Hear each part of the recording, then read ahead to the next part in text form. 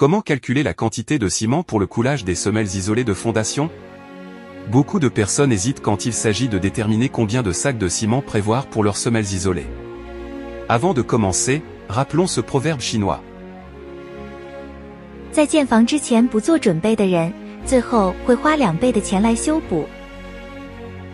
Ce qui veut dire, celui qui ne se prépare pas avant de bâtir, dépensera 2 fois plus, pour réparer. Voici une méthode simple, claire et sûre pour éviter les erreurs sur chantier. 1. Calculer le volume de béton. La première étape consiste à calculer le volume d'une semelle isolée. Pour une semelle rectangulaire, on applique la formule. Volume égale longueur fois largeur fois hauteur. Ce calcul est la base pour connaître le volume exact de béton à préparer. 2. Multiplier par le nombre de semelles. Une fois le volume d'une semelle obtenu, il faut le multiplier par le nombre total de semelles. Exemple, si on a une semelle de dimension 1,20 m x 1,20 m x 0,50 m, on obtient un volume de 0,72 m3. Si vous avez 4 semelles identiques, le volume global sera donc 0,72 x 4. Ce qui donne un volume total de 2,88 m3 de béton. 3. Déterminer la quantité de ciment par mètre cube. Pour un béton de fondation encore plus résistant, on peut utiliser un dosage de 350 kg de ciment par mètre cube. Ainsi, pour un volume total de 2,88 m3, la quantité de ciment sera 2,88 x 350. Ce qui donne 1008 kg.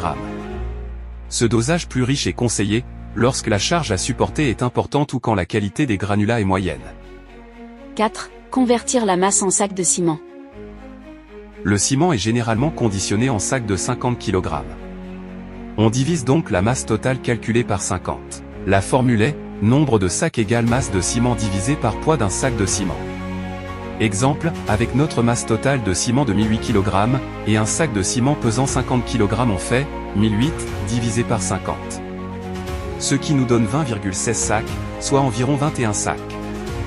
En ajoutant une marge de sécurité de 10% pour les pertes et imprévus, il faut prévoir environ 23 sacs de ciment.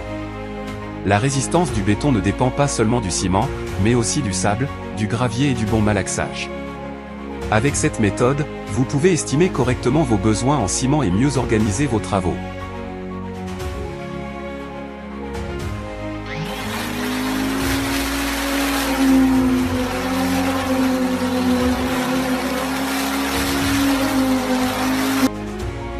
Veux-tu voir ce type de contenu le plus souvent?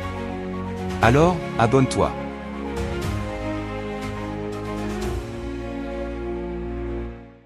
Kame Osaka.